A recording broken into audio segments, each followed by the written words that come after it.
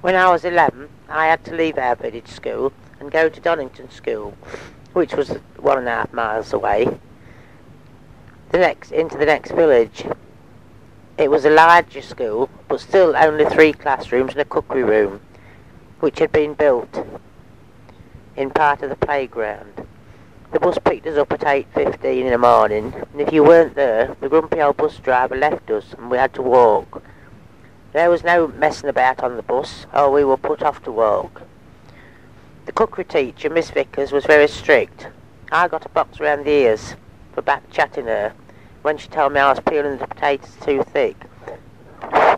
But we were learnt very well from doing washing, ironing, cleaning.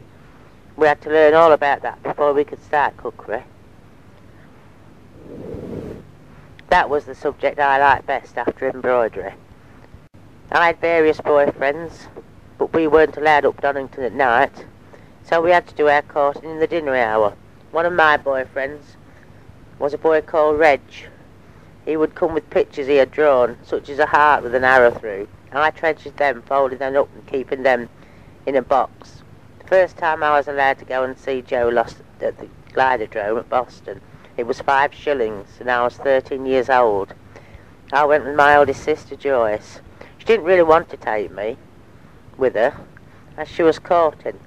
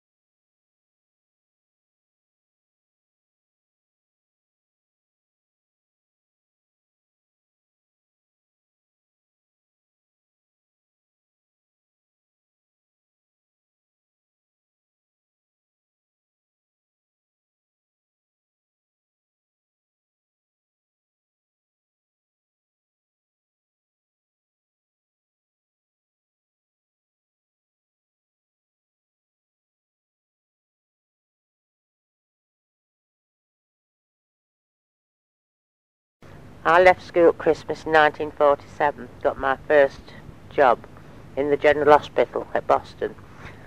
So bags packed, what few clothes we had them days. I got on the bus on the Sunday night and was starting work on the Monday morning. When I arrived at the hospital on the Sunday night, I was shown into a very sparsely furnished room with 2 single beds and a dressing table, and another girl who was sharing this room with me, whom I didn't like anyway. I crept into bed that night, knowing I wasn't going to stay. When we got up in the morning, I was shown into the dining room for our breakfasts. Everybody was pushing and shoving, especially all the cleaners and the washers up like me. I was told to get a glass tumbler to put tea in out of a large urn, and it was very strong and cold, and we had to queue up for a piece of cold toast. I was determined I was not going to like it after breakfast.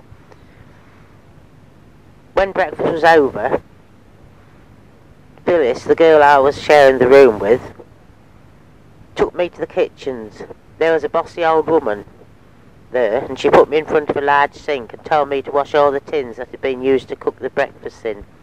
I took one look at her and walked straight back upstairs, picked up my food belongings and went home. Mum was livid because I hadn't stopped to give it a chance. My next job was out service.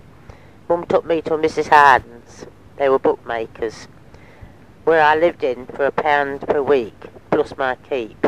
That pound was my pocket money, and to buy my clothes and bus fares home. There I had to be up by 7 a.m.